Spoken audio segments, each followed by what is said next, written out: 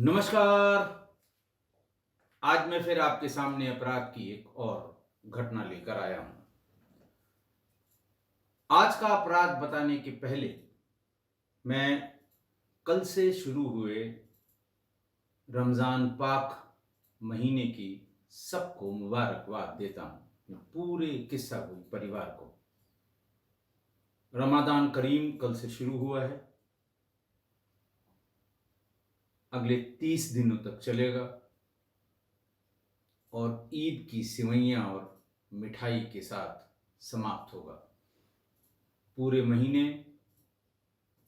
इबादत के रूप में ये कह लें 30 रोजे रखे जाएंगे। बड़ा कठिन व्रत है। बिना पानी पिए खाने का तो कोई सवाल ही नहीं है। यहां तक कि थूक भी नहीं निकला जाता जो अच्छी तरह से इस इबादत को करते हैं। ऊपर वाला आपके सभी रोजों को फलीभूत करे, उसका फल दे, आपकी इच्छाएं पूरी हों और आप खुशी खुशी ईद का त्यौहार मनाएं। ऐसी हमारी शुभकामनाएं हैं पूरे किस्सा परिवार को। आज जो वाकया मैं बताऊंगा वो हालिया तो नहीं है, लेकिन उसका रिजल्ट बिल्कुल हालिया है। प्रदेश है मध्य प्रदेश, जिला है होशंगाबाद, जहां इसको नर्मदापुरम के बारे के नाम से भी कहीं कहीं लिखा गया है। जहां मैंने पढ़ा है कुछ न्यूज़ आर्टिकल्स में इसे नर्मदापुरम भी कहा गया है। नर्मदापुरम के सोहागपुर थाना क्षेत्र के डूडादेह गांव के रहने वाले प्रदीप शर्मा, जो उस समय ब्लॉक अध्यक्ष कांग्रेस पार्टी के थे 2016 में, उन्होंने 5 मई 2016 को अपनी भांजी लीना शर्मा की गुमशुदगी लिखवाई। ये बताया कि लीना शर्मा, जिसकी उम्र कोई 36 वर्ष, पढ़ी लिखी और दिल्ली की अमेरिकी दूतावास में है सहायक प्रबंधक, और अमेरिकी दूतावास के स्कूल में लंबे समय तक वो पढ़ाती भी रही। रहने वाली वो होशंगाबाद के डूडादेह गांव की थी। इसी बीच पति से तलाक हुआ। पढ़ी लिखी इसलिए मैं कह रहा हूं कि उसने Indian institute of foreign trade से ग्रेजुएशन किया था। कम्युनिटी में फोटो उसकी डालूंगा, आप उसे देख भी सकते हैं। पति से तलाक के बाद वो इंडिपेंडेंट, जिसको कहते हैं कि अपना इंडिपेंडेंट जीवन व्यतीत करने के लिए उसने ये सोचा कि गांव में उसके नाम से जो प्रॉपर्टी है, अकेली थी वो, गांव में उसके नाम से जो प्रॉपर्टी है उसको हम बेच दें। लीना के माँ बाप ने अपनी उस प्रॉपर्टी की देखभाल के लिए लीना के मामा प्रदीप शर्मा को अधिकृत किया था। लीना की कुल प्रॉपर्टी 36 एकड़ जमीन थी। गांव था डूडादेह, जिला था होशंगाबाद और थाना क्षेत्र था सोहागपुर। 36 एकड़ जमीन वैसे तो बहुत ज्यादा है, लेकिन मध्य प्रदेश में बड़े काश्तकार, जिसे कहते हैं 500-500 बीघे जमीन के काश्तकार, आज भी मौजूद हैं। कहते हैं कि वहां जोत बहुत कम नहीं हुई है जैसा उत्तर प्रदेश में हुआ है। यहाँ बहुत रेयर है एक जिले में 500-700 बीघे का जमींदार। बहरहाल इतनी जमीन के बारे में पहले उसने अपने मामा से बातचीत शुरू की।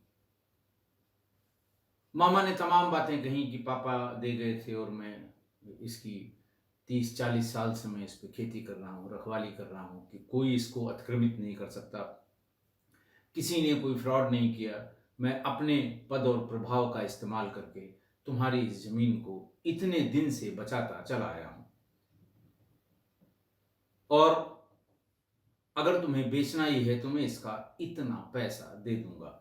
बहुत कम रकम की बात वो कर रहे थे, बहुत जैसे नॉमिनल होती है। लीना ने कहा कि नहीं, हमें तो इसकी मार्केट रेट में मुझे बेचना है। आपसे और मेरे पिताजी से क्या बात हुई थी ये वही दोनों लोग जाने। मेरे पिताजी ने कभी इस सिलसिले में कोई बात मुझसे नहीं बताई है, सिर्फ ये बताया है कि तुम्हारी इतनी जमीन तुम्हारे नाम से गांव में है। टेलीफोन की बातचीत से शायद लीना शर्मा को यह शक हुआ कि मामा की नीयत थोड़ी सी खराब लग रही है। इसी बीच में अप्रैल 2016 में जब 2-4 बार फोन से बात की उसने, तो फोन आया मामा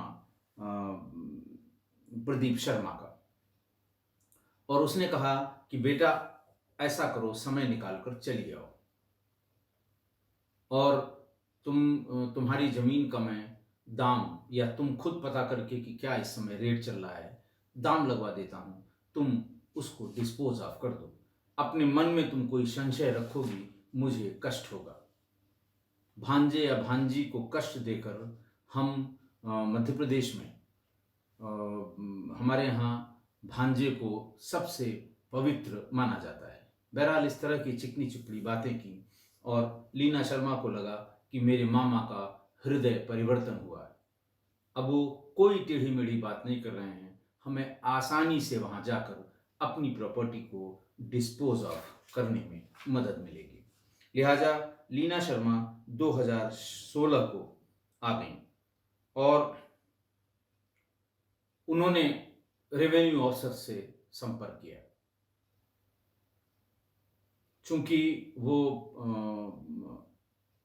यूएस एम्बेसी में काम कर चुकी थी, और इम्प्रेसिव पर्सनालिटी होती, बोलने चालने का लहजा, बात करने का लहजा, अपना रिक्वेस्ट करने का लहजा, फौरन लोग तैयार हुए और तय किया गया कि 29 अप्रैल 2016 को हम डिमार्केशन कर देंगे। रेवेन्यू ऑफिसर्स, लेखपाल और जो भी होंगे वो मौके पर पहुंचे, और लीना शर्मा के साथ उनके खेतों पर काम करने वाले, या उनके केयर टेकर जो उनके मकान की और खेतों की रखवाली कर रहे थे उनके फादर के जाने के बाद, प्रताप कुशवाहा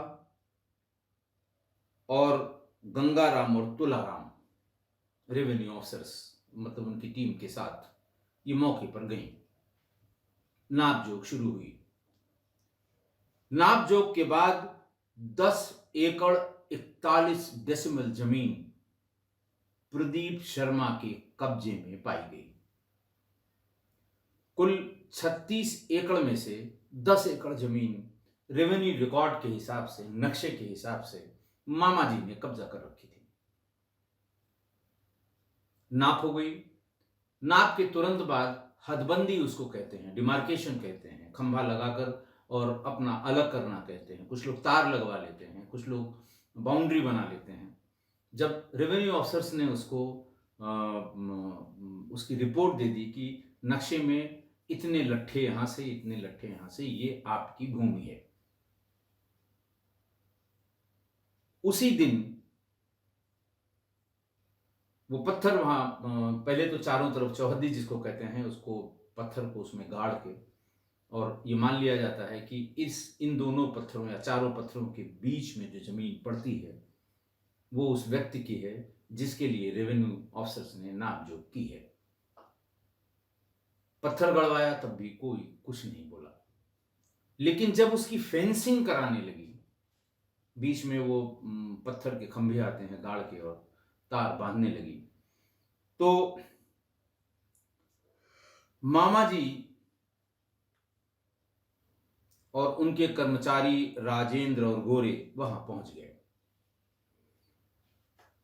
मामा ने लीना से कहा कि भाई इसमें इतना तुमको कराने की क्या जरूरत थी, मैं हूं यहां पर, और अगर एक बार नापजोक हो गई है तो जमीन तुम्हारी जो है वो तुम्हारी ही है, क्यों इसमें तुम पत्थर के खंभे लगवा के तार से इसको ठीक कर रही हो? लीना ने कहा, मामा जी, हमेशा के लिए झगड़ा टंटा खत्म हो जाए। देखिए, आखिर आपने मेरी 10 एकड़ 41 डेसिमल जमीन कब्जा कर रखी थी। ये बात मामा जी को बहुत बुरी लगी।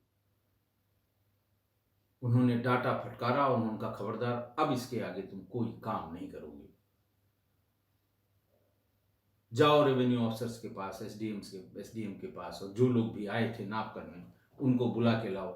जब तक वो प्रेजेंट नहीं होंगे, मैं यहां पर कोई खंभे के गाड़ने का काम नहीं करने दूंगा। बहरहाल लीना वहां से चली गई। मामा प्रदीप शर्मा भी वहां से चले गए। अचानक 5 मई 2016 को मामा श्री प्रदीप शर्मा सुहागपुर थाने पहुंचे और उन्होंने कहा कि मेरी भांजी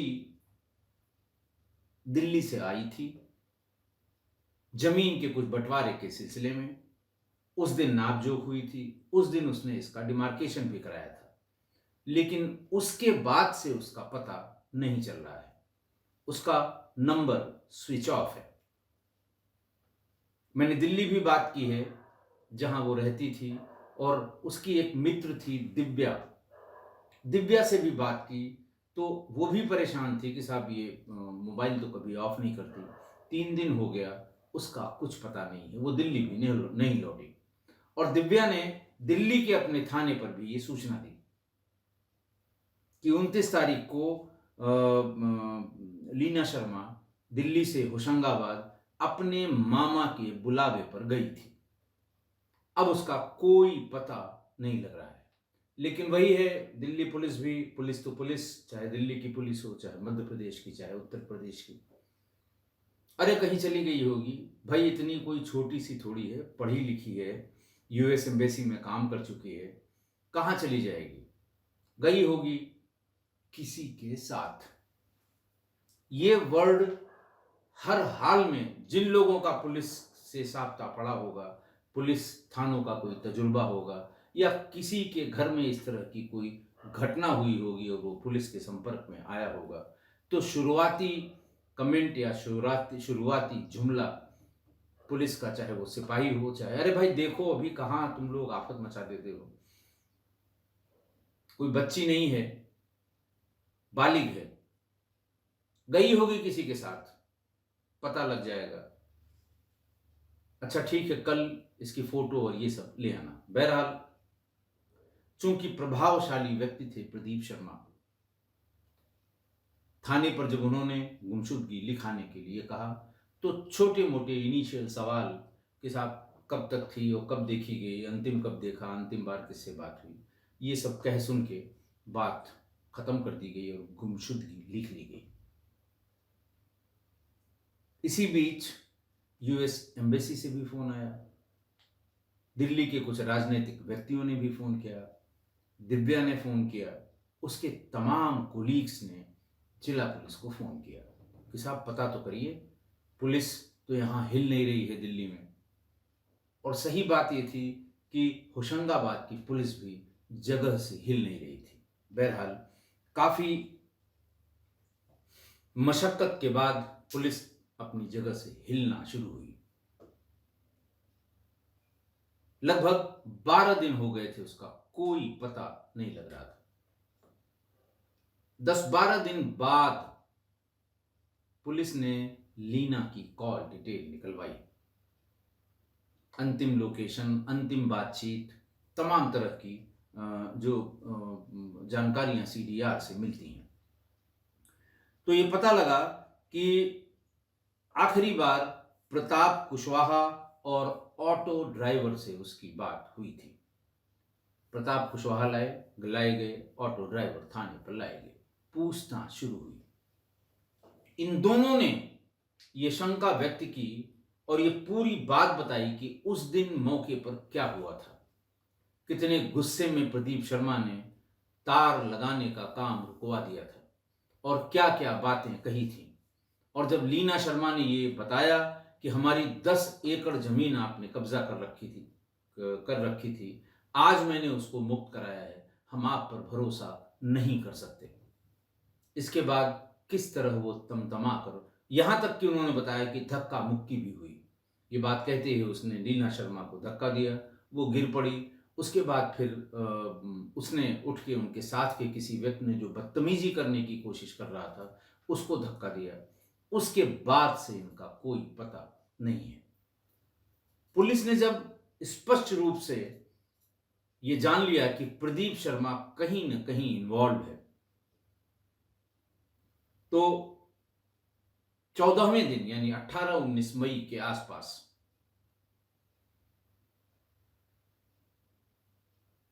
पुलिस ने प्रदीप शर्मा को थाने पर बुला लिया। नेता जब थाने पर जाता है तो जिंदाबाद मुर्दाबाद करने वाले 100 आदमियों को जरूर ले जाता है ताकि पुलिस पर दबाव बन सके। बहरहाल पुलिस ने सबको वहां से जाने के लिए कहा और फिर पूछताछ शुरू की। रसूख वाला आदमी था, जल्दी से श्रेणीबद्ध शुरू नहीं कर सकते थे, रंगारंग कार्यक्रम उनके साथ संभव नहीं था पुलिस का। पुलिस ने इमोशनल बातें शुरू की और जब देखा कि अभी भी अपने को बड़ा नेता ही मान रहा है तो पुलिस फिर अपने पर आ गई, औकात पर आ गई और रंगारंग कार्यक्रम के या मूवी के ट्रेलर वाला कार्यक्रम शुरू हुआ। थोड़ी देर में उसने सब बता दिया। पुलिस का सीधा सवाल था, है कहां? उसने बताया, प्रदीप शर्मा ने,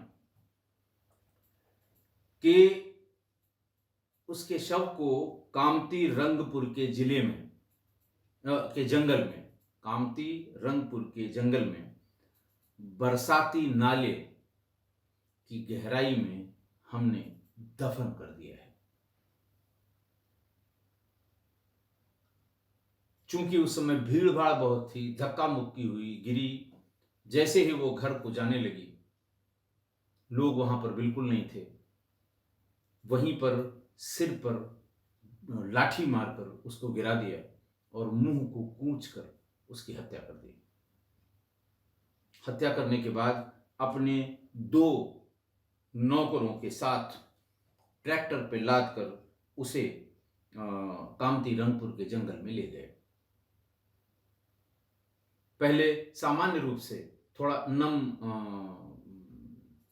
नम मिट्टी थी नाले की तलहटे की, उसे खोद के उसमें डाल दिया गया। अगले दिन करीब 1 क्विंटल नमक के पैकेट और 50 किलो यूरिया के पैकेट, कुछ सीमेंट और कुछ ईंटें ट्रैक्टर में लाद कर मौके पर गए। प्रदीप शर्मा और उसके दोनों नौकर शव के ऊपर से मिट्टी हटाई और नौकरों से कहा कि तुम लोग जाओ, मेरी भांजी है। और जैसे ही नौकरों को देखा कि वो नजर से ओझल हो गए हैं, अपनी भांजी के शरीर के सारे कपड़े उतार लिए और उसके साथ दुर्व्यवहार किया, लाश के साथ गालियां देता रहा और लाश के साथ दुर्व्यवहार करता रहा। इस गरज से अपने दोनों नौकरों को हटाया था कि इसके कपड़े उतार लूंगा ताकि इसकी कल को अगर बॉडी भी मिले तो पहचान न हो सके। उसके सारे कपड़े उतारकर पास में ही आग लगाकर नौकरों से जलवा दिए। लेकिन इस आपाधापी में उसके जूते उसी मिट्टी के नीचे रह गए और उसका ब्रेसलेट और घड़ी भी उसी मिट्टी में निकाला उसने इसीलिए था कि इसको लेते जाएंगे, इसको नष्ट कर देंगे या कहीं और दबा देंगे। लेकिन कपड़ों को उठाने, ले जाने, जलाने के चक्कर में वो वहीं मिट्टी में दबे रह गए और घड़ी 18वें दिन भी चलती हालत में मिली थी। उसके बाद यूरिया और नमक पूरी तरह से डालने के बाद मिट्टी डाल दी। मिट्टी डालने के बाद उसके ऊपर ईंटें बिछा दी, ईंटों के ऊपर सीमेंट का प्लास्टर कर दिया और जंगल की तमाम हरी लकड़ियां, तमाम डालें वो ऊपर से डाल दी। आने जाने का कोई रास्ता था नहीं, कॉमन के लोग वहां से आते जाते। इन केस अगर कोई किसी की निगाह पड़ जाती तो यही लगता कि नाली में पेड़ टूट कर गिर गए हैं। और इत्मीनान से चला आया। जब 3-4 दिन तक किसी ने नहीं पूछा तो 5 मई 2016 को पुलिस में गुमशुदगी लिखवाई। जैसे ही उसने बताया कि कामती रंगपुर के जंगल में एक नाले में मैंने दफन किया है उसे, पुलिस उसको साथ लेकर, भारी पुलिस बल, मैंने बताया कि प्रभावशाली व्यक्ति था, स्थानीय नेता था, उसको साथ लेकर उस ईंट की परत को, सीमेंट को और मिट्टी को हटाया गया। 13-14 दिनों में या 15 दिनों में लाश पर कुछ नहीं बचा था। मिट्टी की नमी, यूरिया और नमक, केवल हड्डियां ही बची थी। मांस एकदम गल चुका था क्योंकि चालाक आदमी था, पर्याप्त मात्रा में नमक डाल रखा था और यूरिया भी साथ में अगर आप डाल दीजिए तो वो बिल्कुल स्ट्रॉन्ग कंसंट्रेटेड एसिड का काम करता है। उसने बिल्कुल मांस को जला दिया, हड्डियां बची। पुलिस ने इस लिहाज से कि कोई कमी न रह जाए, उसकी बहन हेमा शर्मा से, हेमा शर्मा के ब्लड और हड्डियों पर मिली हुई जले हुए मांसपेशियां, उनसे डीएनए मैपिंग कराई गई और दोनों के डीएनए 100%, हालांकि 100% नहीं मिलता है, लेकिन फिर भी 70% से ऊपर को सेम डीएनए मान लिया जाता है। बहरहाल वो डीएनए मैच कर गया।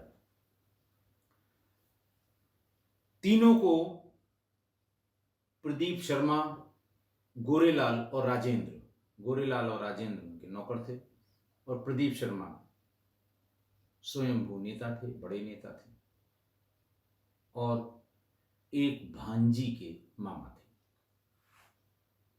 इन तीनों को पुलिस ने गिरफ्तार करके जेल भेज दिया। ट्रायल हुआ और ट्रायल में नर्सों, यानी 21 मार्च 2023 को सोहागपुर के डिस्ट्रिक्ट एंड सेशन जज ने इन तीनों को आजीवन कारावास की सजा सुनाई है।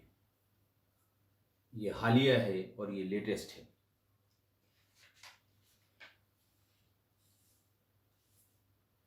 आज की घटना में जमीन की लालच ने मामा भांजी के पवित्र रिश्ते को तार-तार कर दिया। और मैं बहुत बार बता चुका हूं कि किसी अज्ञात हत्या या गुमशुदगी की जब पुलिस विवेचना शुरू करती है, अज्ञात ब्लाइंड मर्डर, तो पुलिस सिर्फ 3 बिंदुओं से आगे प्रोसीड करती है हत्या का कारण जानने के लिए। पहले हत्या का कारण मिलेगा, तभी हत्यारों का पता लगेगा। और यही 3 कारण 90% हत्याओं के पीछे, कम से कम मेरी सेवा काल में 90% हत्या के कारणों में एक इन्हीं 3 में से एक है। किसी रंजिश या हत्या में यही 3 चीजें मुख्य कारक होती हैं: जर, जोरू और जमीन। जर का मतलब पैसा, रुपया, धन, दौलत। जोरू का मतलब लड़की, महिला, औरत, इन किसी का चक्कर। और जमीन यानी अचल संपत्ति, खेत, बाग, मकान, कुआं। इन्हीं तीनों के विवाद में, इन्हीं तीनों की वजह से 90% हत्याएं होती हैं। आज की घटना में लीना शर्मा से यही भूल हो गई। वो ये सोच बैठी कि आखिरकार हमारे मामा ही हैं, कम से कम भांजी के साथ कोई बेईमानी नहीं करेंगे। शायद इसीलिए वो उनके बहकावे में या बुलावे में या चिकनी चुपड़ी बातों में आकर दिल्ली से होशंगाबाद अपने गांव आ गई। और सपने में भी कभी लीना शर्मा ने ये नहीं सोचा होगा, सपने में भी, कि मेरे मामा मेरे साथ इस तरह का व्यवहार करेंगे, मेरी हत्या कर देंगे और हत्या के बाद मामा भांजी या मामा भांजे के रिश्तों को तार तार करेंगे। यहां यह भी बता देना बहुत जरूरी है कि प्रदीप शर्मा कोई अनपढ़ आदमी नहीं था। प्रदीप शर्मा भी पढ़ा लिखा आदमी और ब्लॉक अध्यक्ष था उस समय कांग्रेस पार्टी का सोहागपुर का। मध्य प्रदेश के परिप्रेक्ष्य में इस मामा भांजी के रिश्ते को बता देना बहुत जरूरी है। छत्तीसगढ़ अब मध्य प्रदेश से अलग हो गया, लेकिन अलग होने के पहले यह हमेशा माना जाता था कि मध्य प्रदेश माता कौशल्या का मायका है और मायके का वो स्थान जिसे छत्तीसगढ़ का प्रयागराज भी कहा जाता है, उसका नाम है राजिम। राजिम का पुन्नी मेला जो है ये विश्व प्रसिद्ध है, इसे छत्तीसगढ़ का प्रयाग भी कहते हैं, क्योंकि राजिम से भगवान राम का अलग नाता है, ऐसा हमारे धर्म ग्रंथों में और किंवदंतियों में, स्थानीय किंवदंतियों में और तमाम ग्रंथों में इस बात का उल्लेख है कि ये माता कौशल्या का मायका है और भगवान श्री राम को प्रदेश के भांजे के तौर पर जाना जाता है, कम से कम छत्तीसगढ़ में, कि पूरे प्रदेश का ये भांजा है। और इसीलिए राजिम में एक बड़ा पुराना मामा भांजा मंदिर है। इसके बारे में भी जो बातें उल्लिखित हैं तमाम धर्म ग्रंथों में, उसको समझ लें कि कितना पवित्र ये रिश्ता होता है। इसीलिए छत्तीसगढ़ में भांजे को देवता की तरह पूजा जाता है और यहाँ पर मामा कभी भांजे से अपना पैर नहीं पड़वाते हैं और हमेशा मामा भांजे के पैर छूता है। अगर गलती से भी भांजा मामा के पैर छू ले तो इसे पाप माना जाता है कि ये ऐसा करना पाप है। और छत्तीसगढ़ में ही एक साथ किसी गाड़ी में मामा भांजे का चलना वर्जित है। अगर सवारियों को पता लग जाए कि मामा भांजे एक साथ जा रहे हैं तो वो मना कर देते हैं कि भैया एक ही आदमी चलिए इसमें। अगर नाव में जा रहे हैं तो मामा भांजे एक साथ नहीं बैठेंगे। उसके पीछे भी तर्क है, उसके पीछे भी किंवदंती है, उसके पीछे भी कहानी है, उसके पीछे भी पुराणों में उल्लेख है। कहते हैं कि यहाँ राजिम में भगवान कुलेश्वर महादेव का एक मंदिर है जिसे भांचा मंदिर भी कहते हैं, क्योंकि इस मंदिर का निर्माण भगवान राम ने कराया था, ऐसा माना जाता है। ये मान्यताएं हैं, मैं बता रहा हूं। वनवास के दरमियान जब माता सीता चित्रोत्पला नदी यानी महानदी पार करने वाली थी तो उन्होंने पहले अपने कुल देवता की पूजा करने की इच्छा जाहिर की। आसपास बहुत तलाशा गया, कोई शिव मंदिर नहीं था। लिहाजा भगवान राम ने रेत की मूर्ति बनाई और उसकी पूजा करने के बाद ही वो चित्रोत्पला मंदिर नदी यानी महानदी को पार करने गई। ये कुलेश्वर मंदिर ये महानदी पैरी और सोंढूर नदी के संगम पर स्थित है। यहीं पर भगवान राजीव लोचन का मंदिर है।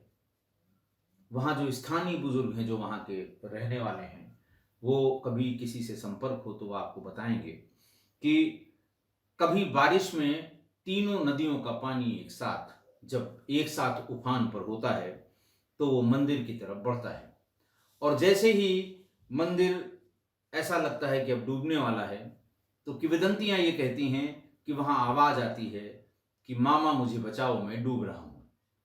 तो दूसरे कोने से ये आवाज आती है कि भांजे आप डूबेंगे नहीं, और जैसे ही ये आवाज आती है तीनों नदियों का जलस्तर उतरना शुरू हो जाता है।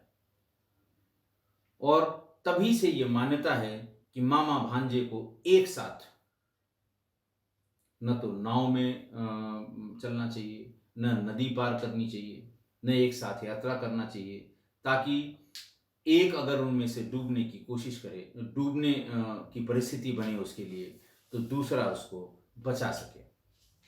ऐसी मान्यता उस स्थान की जहां इस पापी ने ये पाप किया था। और मैं लगभग जहां जहां तैनात रहा हूं, मामा भांजे के नाम से कोई न कोई नदी, तालाब, जगह, पहाड़, मोहल्ला, कोई न कोई मामा भांजे के नाम से स्थान मुझे, जैसे प्रयागराज में मामा भांजे का तालाब, तालाब कहीं नहीं है वहां पर, लेकिन मामा भांजे का तालाब एक बड़ी लोकेलिटी है नैनी के पास, उसके बारे में भी तमाम किंवदंतियां हैं। लखनऊ में मामा भांजे का एक मंदिर है। अलीगढ़ में मामा भांजे के नाम पर एक वो है, नदी है, बरसाती नदी जिसे कहते हैं। आप लोग भी इस पर अगर ध्यान देंगे तो कहीं ना कहीं आपको मामा भांजे के नाम से कोई न कोई स्थान होगा, और उसके बारे में किंवदंतियां होंगी। उन किंवदंतियों में मामा भांजे या मामा भांजी के रिश्तों की पवित्रता का बखान होगा। हमारे सुधी श्रोताओं में से किसी को अगर ऐसे किसी स्थान का अपने जिले में पता हो और किंवदंतियों का भी पता हो तो कमेंट में जरूर लिखिएगा, ताकि बाकी हमारे सुधी श्रोता उसके बारे में जान सकें। पर जमीन की लालच में, या जमीन का लालच आज सारे रिश्तों, सारी पवित्रता से ऊपर हो गया, और रिश्तों को कलंकित करने वाली ये घटना हो गई। मैंने पहले ही बताया कि 21 मार्च को, अभी 4 दिन पहले, अदालत ने इन तीनों को आजीवन कारावास की सजा सुनाई है, और उम्मीद है कि ये सजा उच्चतम न्यायालय तक, सुप्रीम कोर्ट तक बरकरार रहेगी, क्योंकि अपराधी एक प्रभावशाली व्यक्ति है। वो सुप्रीम कोर्ट तक जाएगा जरूर इस सजा से बचने के लिए। आशा है आप मेरी इस बात से सहमत होंगे। आज के लिए इतना ही। बहुत बहुत धन्यवाद।